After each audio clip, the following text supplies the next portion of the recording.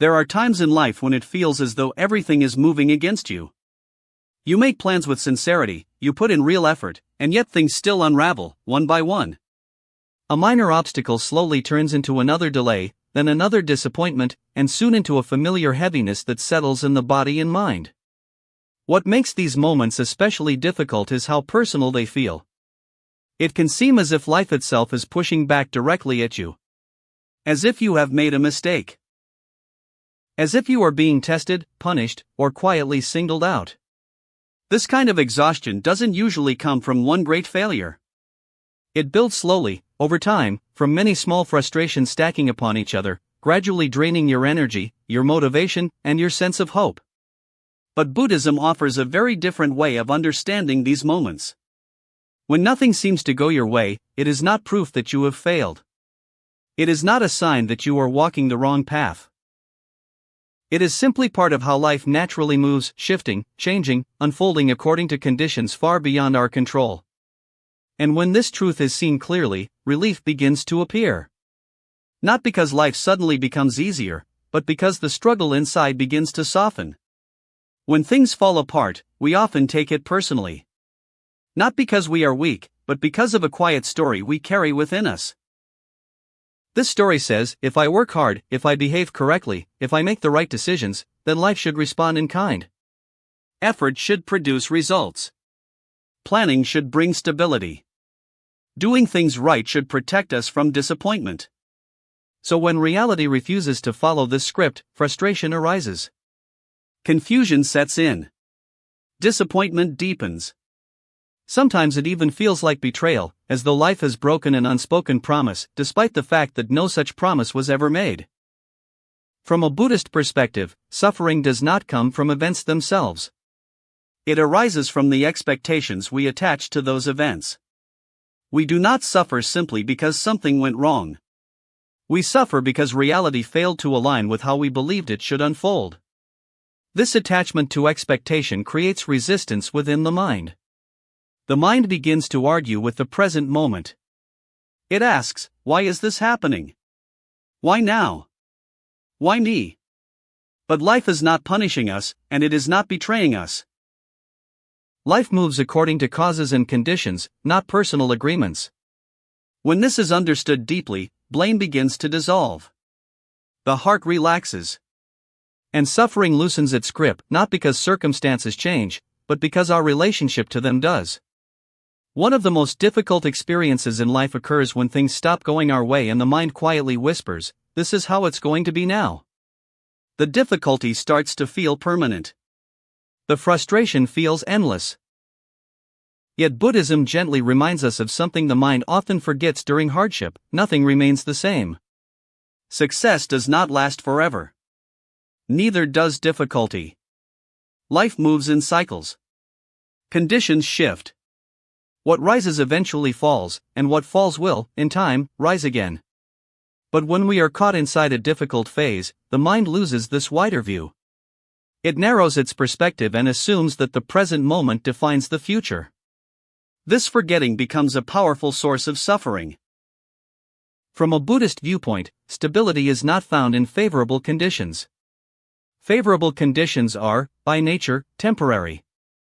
When we build our sense of safety upon them, anxiety quietly follows, because somewhere within we know they can disappear at any moment. Impermanence is not meant to frighten us. It is meant to free us. When we truly understand that both good fortune and misfortune are passing conditions, we stop identifying with them so completely. We stop saying, this is my life now. What feels permanent is often nothing more than temporary circumstances moving through. And when we remember this, the heaviness of the moment begins to lift. Buddhist teachings offer a simple framework that helps explain why life often feels unstable. It is known as the 8 worldly winds. These winds describe the natural movements of existence, conditions that come and go regardless of who we are or how carefully we try to live. Life moves between gain and loss. At times we gain opportunities, stability, or meaningful relationships. At other times we lose them through change, separation, or forces beyond our control. Life also moves between praise and blame. Sometimes we are appreciated, admired, or supported. At other times we are misunderstood, criticized, or ignored. There is success and failure, moments when effort leads to results, and moments when it does not. And there is pleasure and pain, comfort and discomfort, ease and difficulty. These experiences are woven into the very fabric of being alive. Buddhism teaches that these winds blow for everyone. They are not rewards or punishments. They are not signs that you are living correctly or incorrectly. They are simply movements of conditions. The problem is not the winds themselves. The problem is clinging. We want the pleasant winds to stay forever, and we resist the unpleasant ones when they arrive. This attachment destabilizes the mind. When life brings gain, we rise.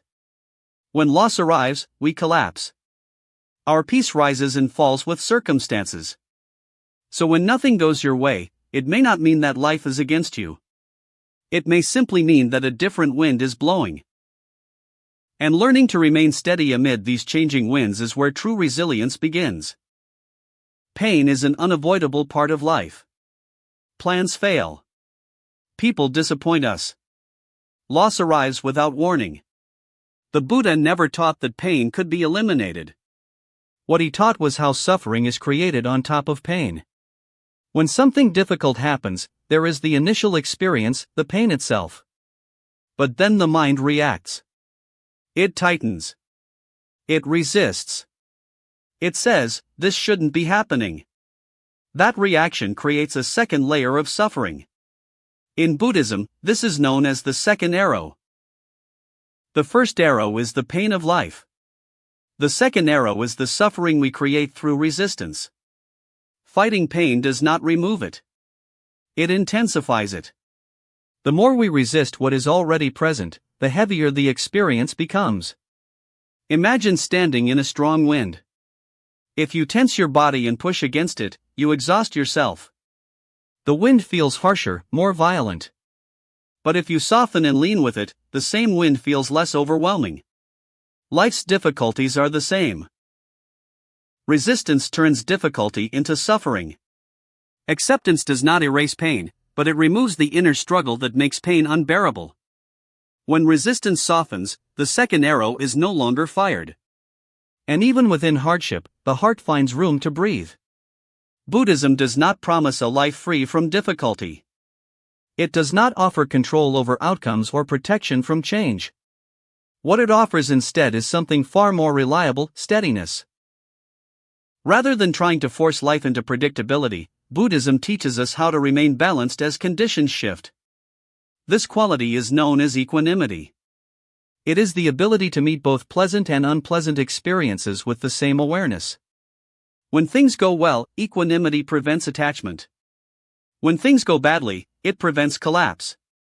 This is not indifference. It is clarity. You still feel joy and disappointment. You still care deeply. But your inner stability is no longer entirely dependent on what happens next. When the mind stops fighting circumstances, energy returns. Attention sharpens. And even when life feels uncertain, there is a quiet steadiness beneath the surface, one that does not depend on things going well. When nothing goes your way, the mind often reacts automatically. It complains, resists, or searches for someone or something to blame. This is natural. The practice is not to suppress this reaction, but to become aware of it. Notice the urge to resist. Notice the tightening in the body, the rush of thoughts, the feeling that says, "This shouldn't be happening." You do not need to stop it. Just see it clearly. Then name the situation honestly, without judgment or drama. Something didn't work out. A plan changed. An expectation was broken. Naming it clearly helps the mind stop exaggerating. Then gently remind yourself that this is a passing condition. Not to dismiss the moment, but to place it in a wider context. Like weather, conditions arise and pass. Finally, return your attention to the present. Feel your breath. Notice where you are. Ask yourself what one small grounded action is possible right now. You don't need to like the moment to stop fighting it. Each time you practice this, the grip of frustration loosens, and steadiness quietly grows. Strength is often misunderstood. We imagine it as pushing harder, controlling more, or refusing to be affected. But Buddhism points to a quieter strength. True strength is steadiness. It is the ability to remain present as conditions change, to experience disappointment without breaking, to meet success without clinging. This steadiness reduces the emotional turbulence created by constant highs and lows. Life still moves, but you are no longer thrown by every shift. This is resilience in Buddhist wisdom, not toughness, not indifference, but balance. Hard periods are not mistakes. They are not signs that you have failed or lost your way. They are part of life's movement, just as change has always been. When nothing goes your way, it does not necessarily mean you are doing something wrong. It may simply mean you are moving through a different phase shaped by conditions beyond your control. Take a moment to meet where you are with awareness, not judgment. And remember, when nothing goes your way, it may not be a sign to give up, but a quiet invitation to steady yourself.